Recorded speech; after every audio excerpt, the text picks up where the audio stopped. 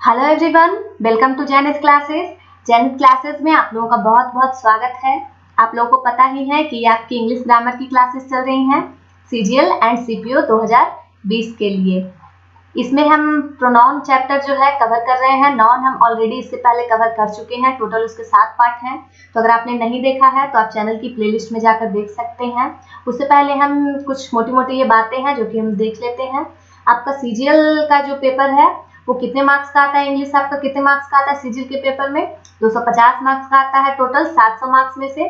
और सीपीओ में भी इंग्लिश 250 मार्क्स का आता है टोटल 400 मार्क्स में से।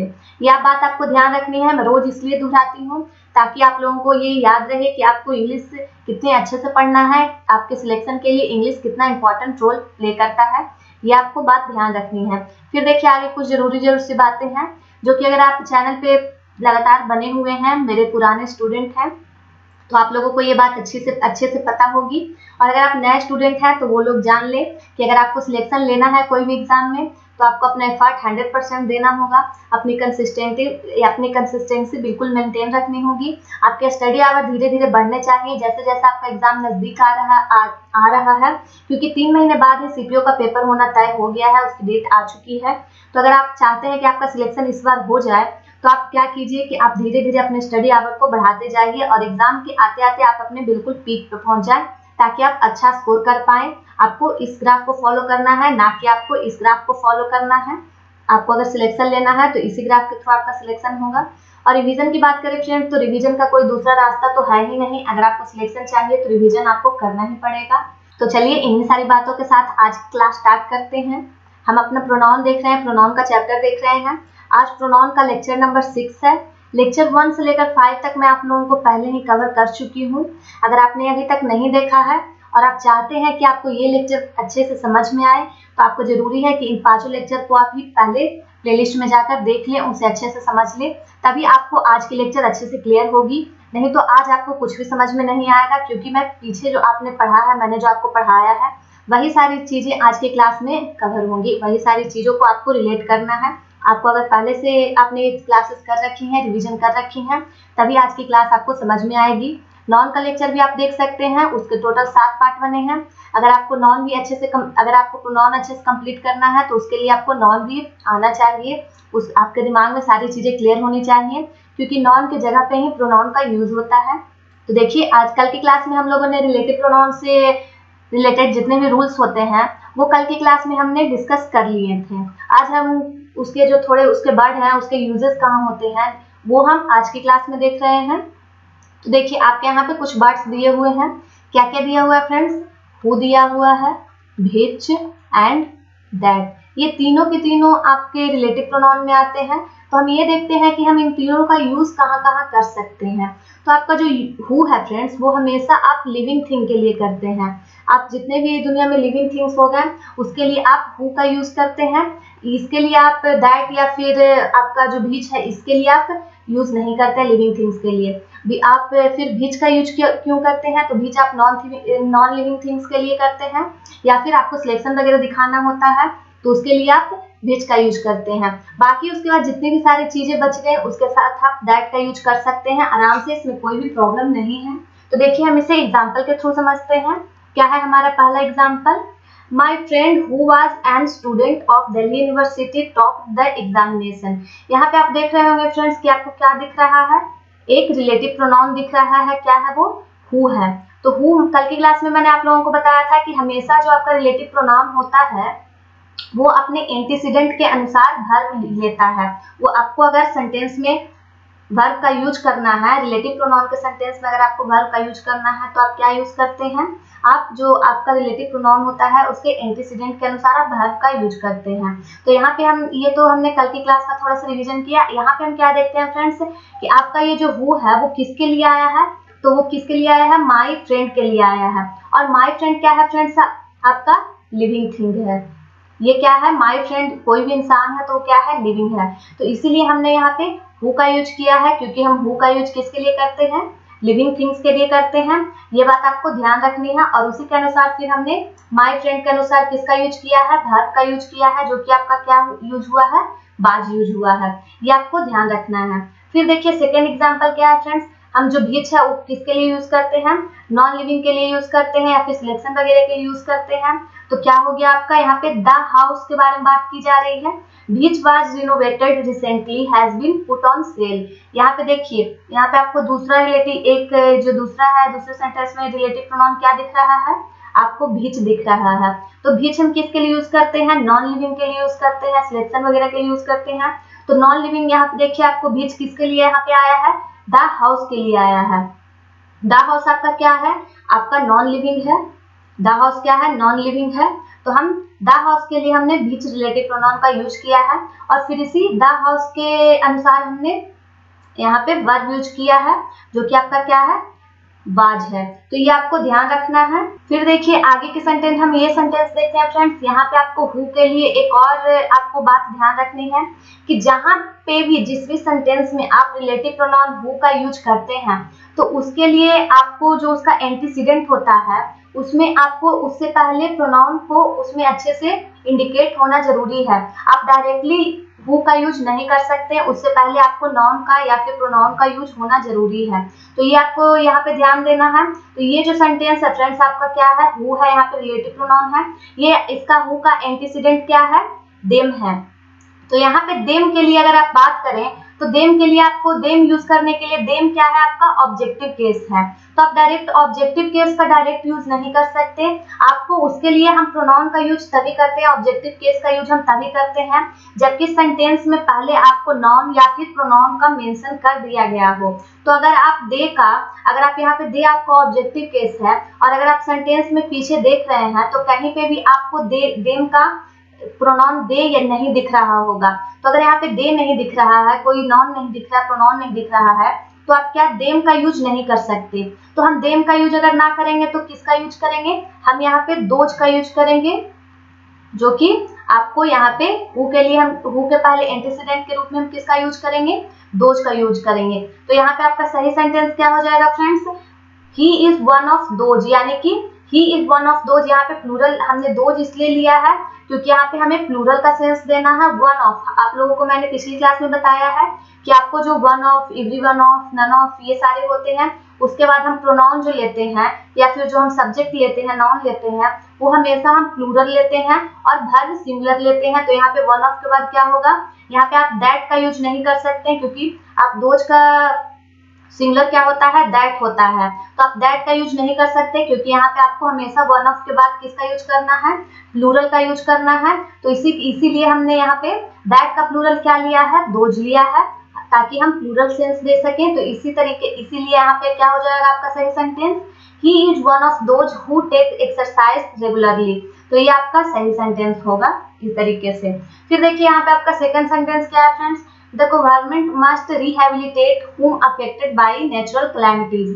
तो यहाँ पे देखिए आपको, जैसे देखिए यहाँ पे आपको क्या दिख रहा है, आपको एक वर्ड दिख रहा है, क्या, रिलेटिव प्रोनाउन whom दिख रहा है। तो whom आपको क्या कैसे यूज करना है फ्रेंड्स, whom क्या है फ्रेंड्स, whom आपका who का ऑब्जेक्टिव केस है। तो यहाँ पे अगर आप इस सेंटेंस को देखें, the government must rehabilitate whom affected by natural calamities, तो क्या होता है फ्रेंड्स कि आपका जो ये whom है ये तो आपका ऑब्जेक्टिव केस है। तो यहाँ पे आपको जब भी आप रिलेटिव प्रोनाउन का यूज करते हैं तो उसके लिए आपको उस एंटीसीडेंट के बाद करते हैं, लेकिन अगर आप यहाँ पे देखेंगे तो आपको कोई भी एंटीसीडेंट नहीं दिख रहा है। जैसे कि अगर आप यहाँ पे हु यूज कर रहे हैं तो आपको यहाँ पे एंटीसीडेंट क्या दिख रहा है, देम दिख रहा है, जो कि दोज सही किया हमने। तो यहाँ पे आपको क्या एंटीसीडेंट दिख ही नहीं रहा है। तो आप रिलेटिव प्रोनाउन का यूज तब तक सेंटेंस में नहीं कर सकते जब तक आपको रिलेटिव प्रोनाउन का एंटीसीडेंट क्लियर ना हो। तो हम यहाँ पे क्या करेंगे, यहाँ पे हम दोज का यूज करेंगे। हम यहाँ पे दोज का यूज इसलिए करेंगे, जैसे देखिए क्या होगा sentence, the government must rehabilitate those हुम अफेक्टेड बाय नेचुरल कैलेमिटीज। ये आपका सही सेंटेंस होगा। हम यहाँ पे रिलेटिव प्रोनाउन दोज का यूज करेंगे, हम दैट वगैरह का यूज नहीं कर सकते क्योंकि आप लोगों को पता ही है कि आपको दैट का यूज करना है या फिर आप कोई प्रोनाउन का यूज करना है। तो जब तक कि आपको सेंटेंस में उसका नाउन या फिर प्रोनाउन ये मेंशन ना हो तब तक आप यूज नहीं कर सकते। तो यहाँ पे हम डायरेक्ट ये दोज का यूज करेंगे। तो आपका सही सेंटेंस क्या होगा, द गवर्नमेंट मस्ट रिहैबिलिटेट हुम अफेक्टेड बाय नेचुरल कैलेमिटीज। ये आपका सही सेंटेंस होगा। फिर आगे कुछ और वर्ड्स हैं, हम उन्हें भी देख लेते हैं। जैसे देखिए आपका दो वर्ड क्या है, हुज है और ऑफ बीच है। तो हम इन दोनों का यूज कैसे करते हैं फ्रेंड्स, हम इन दोनों का यूज पोजीशन दिखाने के लिए करते हैं, अधिकार दिखाने के लिए करते हैं।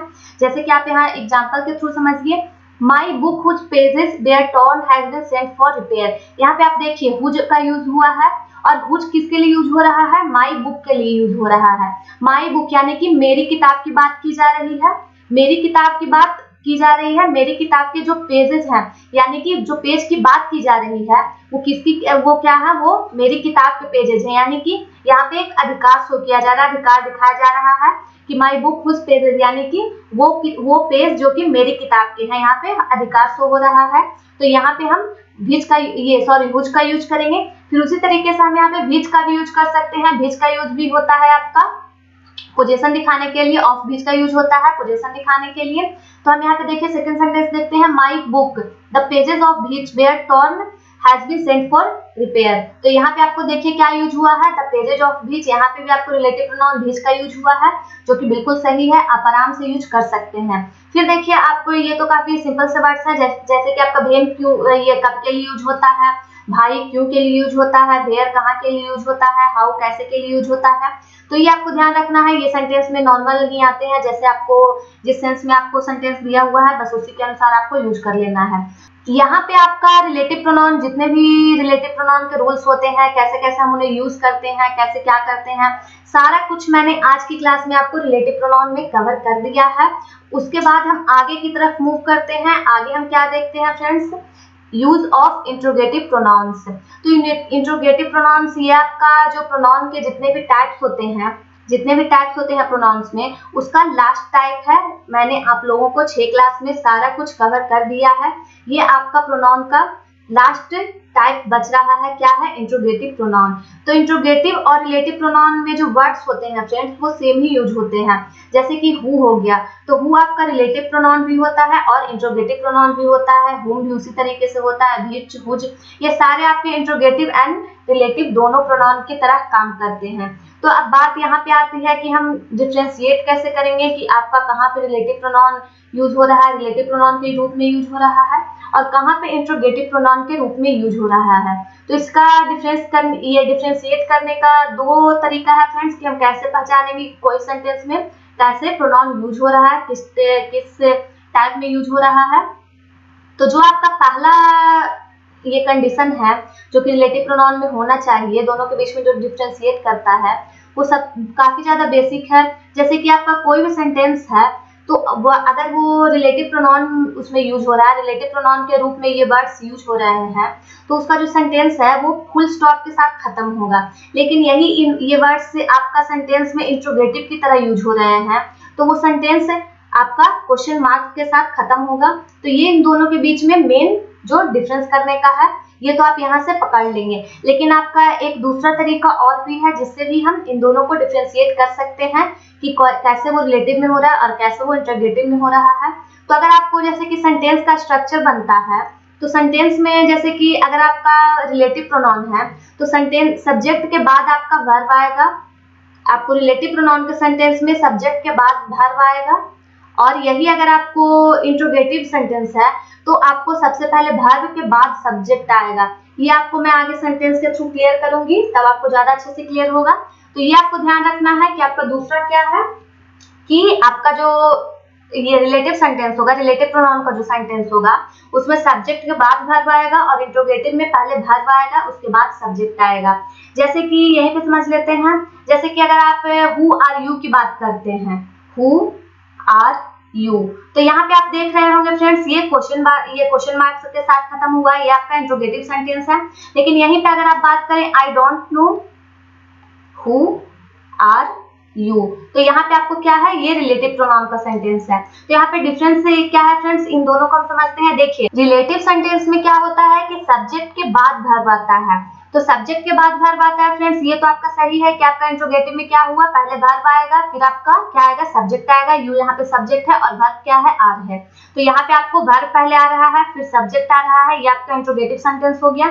लेकिन यहीं पे आप देखिए कि आपका रिलेटिव प्रोनाउन का सब्जेक्ट, ये रिलेटिव प्रोनाउन का सेंटेंस है, तो यहाँ पे पहले वर्ब आएगा उसके बाद सब्जेक्ट आएगा। तो आप देखिए ये आई डोंट नो तो सही है, उसके बाद देखिए हु यू आर, यहाँ पे वर्ब ये है और उसके बाद ये यू आपका सब्जेक्ट है। तो यहाँ पे आपका रिलेटिव प्रोनाउन का सही स्ट्रक्चर क्या होगा, पहले वर्ब आएगा, उसके बाद पहले सब्जेक्ट आएगा, उसके बाद वर्ब आएगा।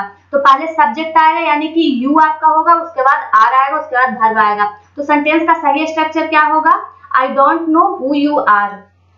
ये आपका रिलेटिव प्रोनाउन का सही स्ट्रक्चर होगा, हु यू आर, ये आपका सेंटेंस का सही स्ट्रक्चर होगा।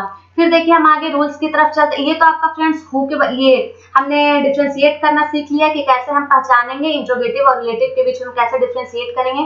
फिर देखिए आपको वर्ड्स के, आपको जो ये वर्ड्स हैं, तो ये वर्ड्स क्या है फ्रेंड्स, हु कैसे यूज होता है, कौन के लिए यूज होता है, और हु का ऑब्जेक्टिव केस ही हुम है, व्हिच आपका जिसके लिए, किसके के लिए, ये सब के लिए यूज होता है, कुछ भी आपका पोजीशन दिखाने के लिए होता है। तो इसमें दोनों जो प्रोनाउंस है उसमें ज्यादा डिफरेंशिएट नहीं होता है, बस मेन अंतर यही होता है, आपको जो दोनों मतलब जो जितने भी वर्ड्स हैं उन सबका मतलब सेम ही होता है।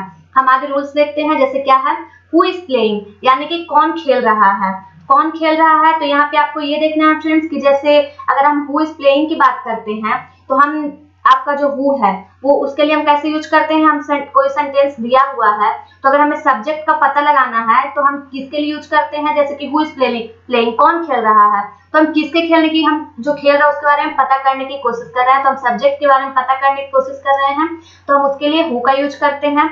हुम भी हम उसके लिए सेंटेंस को आपका, जैसे कि सेंटेंस में ऑब्जेक्ट है उसके लिए हमें ऑब्जेक्ट का पता लगाना है, उसके लिए हम हुम का यूज करते हैं। हुम हैज ही इनवाइटेड, उसने किसे इनवाइट किया है, तो ये आपका ऑब्जेक्ट है, किसे इनवाइट किया है, क्योंकि उसने तो आपका सब्जेक्ट हुआ और उसने किसे इनवाइट किया है, तो ये जो किस है फ्रेंड, किसने इनवाइट किया है, ये आपका ऑब्जेक्ट हुआ। फिर थर्ड एग्जांपल क्या है, व्हिच बुक इज दिस।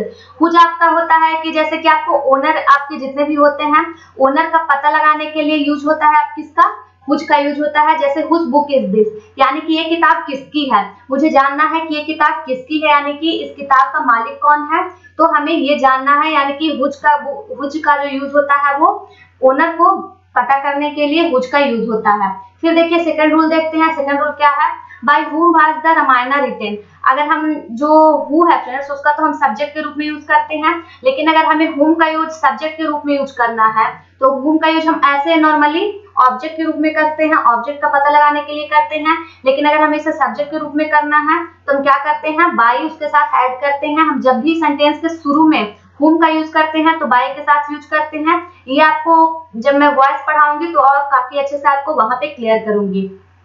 तो क्या हो गया यहाँ पे sentence, by whom was the Ramayana written. लेकिन यही आपको अगर सेंटेंस, अगर आपका प्रीपोजिशन चला गया, आप पीछे चला जाता है इस सेंटेंस में, देखिए अगर आपको, तो यहाँ पे बाय पीछे चला गया है, प्रीपोजिशन पीछे चला गया है, तो हम आगे जो यूज करेंगे वो क्या यूज करेंगे, whom का यूज ना करके किसका यूज करेंगे, हु का यूज करेंगे। ये बात आपको ध्यान रखनी है कि आपको अगर सेंटेंस में अगर आपको whom का यूज करना है सब्जेक्ट में तो आप प्रीपोजिशन के साथ whom का यूज करेंगे, और अगर आपको प्रीपोजिशन आपने अगर लास्ट में कर दिया तो आप whom का यूज डायरेक्ट सेंटेंस के सब्जेक्ट के रूप में नहीं करेंगे, आप उसे ऑब्जेक्ट के ये who के स्थान पे आप who का यूज करेंगे। ये बात आपको ध्यान रखनी है। फिर देखिए आगे देखते हैं, आगे क्या है, आगे कुछ और वर्ड्स हैं फ्रेंड जो कि मैंने आपको बताया ही है। देखिए यहाँ पे मैंने आपको बताया who are you and I don't know who you are, ये मैंने आपको यहाँ पे अच्छे से क्लियर कर ही दिया है। तो यहाँ पे आपको एक बात ध्यान रखनी है फ्रेंड्स कि हम जब भी दो या दो से अधिक के बीच में, दो या दो से अधिक के बीच में अगर हम सिलेक्शन करते हैं या फिर चॉइस, अगर हम चॉइस या सिलेक्शन करते हैं तो हम इंट्रोगेटिव प्रोनाउन व्हिच का यूज करते हैं, ना कि कोई और प्रोनाउन। ये आपको ध्यान रखना है कि जब भी हम सिलेक्शन या चॉइस की बात करते हैं तो हम रिलेटिव प्रोनाउन व्हिच का यूज करते हैं। तो यहाँ पे देखिए क्या है, who is your brother in the crowd. Who is your brother यानी कि जो भीड़ है उसमें से तुम्हारा भाई कौन है। यहाँ पे एक तरीके से सिलेक्शन की बात की जा रही है कि इतने सारे लोग हैं, बहुत सारे लोग हैं, उसमें से तुम्हारा भाई कौन सा है। तो ये आपको यहाँ पे क्या, जो ये हु है, हु ना यूज होके क्या हो जाएगा फ्रेंड्स, व्हिच यूज होगा, क्योंकि यहाँ पे आपको सिलेक्शन की बात की जा रही है, बहुत सारे लोगों में से एक लोग की चुनने की बात की जा रही है, तो यहाँ पे आपका व्हिच का यूज होगा। फिर देखिए सेकंड सेंटेंस क्या है, who of the servants do you want. तो यहाँ पे भी अगर आपको सिलेक्शन, यहाँ पे आपको सिलेक्शन की बात की जा रही है अगेन फिर से कि आपको बहुत सारे नौकर हैं, उसमें से तुम्हें कौन सा पसंद है, तुम किसे चाहते हो। तो यहाँ पे भी आपको सिलेक्शन या फिर चॉइस की बात की जा रही है। तो यहाँ पे हु का यूज ना होकर क्या होगा फ्रेंड्स, व्हिच का यूज होगा। तो जो सही सेंटेंस होगा वो क्या होगा, which of the servants do you want, ये आपको ध्यान रखना है। फिर देखिए आपका एक रूल नंबर 4 है और एक वर्ड है, क्या है, हुज है। तो हुज का एक सिंपल सा रूल है फ्रेंड्स, काफी इजी है। हुज का हम कभी भी यूज नॉन लिविंग के लिए नहीं करते हैं, यानी कि जितने भी निर्जीव होते हैं, जितने भी निर्जीव हो गए आपके नॉन लिविंग, उसके लिए हम हुज का यूज नहीं करते हैं। हुज से आपका हमेशा ये पता लगता है कि किसी चीज का ओनर कौन है, ये आपको ध्यान रखनी है कि आपको हमेशा जो हुज है वो निर्जीव के लिए यूज नहीं करना, नॉन लिविंग के लिए यूज नहीं करना है। हुज से आपको हमेशा ओनर का पता चलता है। जैसे एक एग्जांपल देखिए, हुज बुक इज दिस। आपको ये लग रहा होगा कि आपका जो हुज है वो बुक के लिए आ गया है, जो कि एक नॉन लिविंग है, लेकिन ऐसा नहीं है। यहाँ पे अगर आप सेंटेंस की मीनिंग समझे तो क्या है, हुज बुक इज दिस, यानी कि ये किताब किसकी है। यहाँ पे ये जानने की कोशिश की जा रही है, ओनर के बारे में पता करने की कोशिश की जा रही है कि किताब किसकी है। तो यहाँ पे आपका हुज जो यूज हुआ है वो बिल्कुल सही है, क्योंकि यहाँ पे ओनर के बारे में पता करने की बात की जा रही है। ये आपका हुज जो है वो बुक के लिए नहीं आया है, ये आपका सेंटेंस के सब्जेक्ट के रूप में आया है। फिर देखिए क्या है आपका सेकेंड सेंटेंस, क्या है, this is the flyover whose inauguration was done by the transport minister. ये आपका देखिए फ्रेंड्स, यहाँ पे फिर से आपका क्या आया है, हुज आया है। तो हुज के लिए हम क्या यूज करते हैं, अब अगर हमें जैसे कि निर्जीव है, हुज आपका यहाँ पे किसके लिए आया है, फ्लाईओवर के लिए आया है। फ्लाईओवर क्या है फ्रेंड्स, फ्लाईओवर आपका एक नॉन लिविंग है, तो हम कभी भी नॉन लिविंग के लिए हुज का यूज नहीं करते हैं। द इनॉग्रेशन ऑफ व्हिच, ये आपका सही सेंटेंस होगा, द इनॉग्रेशन ऑफ व्हिच। यानी कि मैंने आपको यहाँ पे पहले ही बताया है कि जब भी आपको सिलेक्शन या फिर चॉइस की बात की जा रही है तो आप हमेशा व्हिच का यूज करेंगे।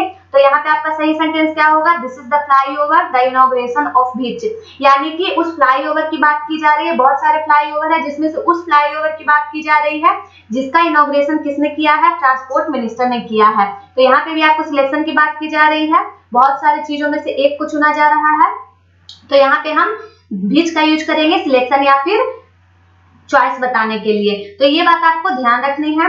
तो यहाँ पे फ्रेंड्स आपका जितना भी प्रोनाउन है, प्रोनाउन के जितने भी टाइप होते हैं वो सारा कुछ मैंने इंडिविजुअल एक एक करके कवर कर दिया है। तो उसके बाद हम क्या करें फ्रेंड्स, कि सारे रूल जब एक साथ मिक्स होते हैं तो कुछ और नए रूल्स बनते हैं। ये सारे जब मिक्स रूल बनते हैं तो कल की क्लास में हम इस पे जो मिक्स रूल बनते हैं, सारे प्रोनाउन को एक साथ मिक्स करके जो कुछ रूल्स बनते हैं, कल की क्लास में हम वो डिस्कस करेंगे। और उसके बाद आपका एक हम प्रैक्टिस सेशन लेंगे प्रोनाउन पे, कि हम कैसे प्रोनाउन को सेंटेंस में पहचानते हैं, कहाँ पे गलतियां रखी जाती है। उसके बाद आपका प्रोनाउन का चैप्टर खत्म होगा, उसके बाद हम फिर नया चैप्टर स्टार्ट करेंगे, सब्जेक्ट, वर्ब एंड एग्रीमेंट। तो अगर आपने अभी तक इस वीडियो को लाइक नहीं किया है और अगर आपको वीडियो अच्छे लग रहे हैं, वीडियोस अच्छे लग रहे हैं, तो आप इसे बिल्कुल भी लाइक करना ना भूलें। और अगर आप चैनल पे पहली बार विजिट कर रहे हैं तो आप चैनल को सब्सक्राइब करना भी बिल्कुल ना भूलें। चैनल को सब्सक्राइब करने के बाद बेल आइकन को प्रेस कीजिए और जाकर एक बार प्लेलिस्ट चेक कीजिए। आपको वोकैब की क्लासेस दी जा रही हैं, इडियम एंड फ्रेजेस हो गया, ये वन वर्ड हो गया, सारी क्लासेस आपको एक साथ दी जा रही हैं ताकि आपका सिलेबस जल्दी से जल्दी कवर हो जाए।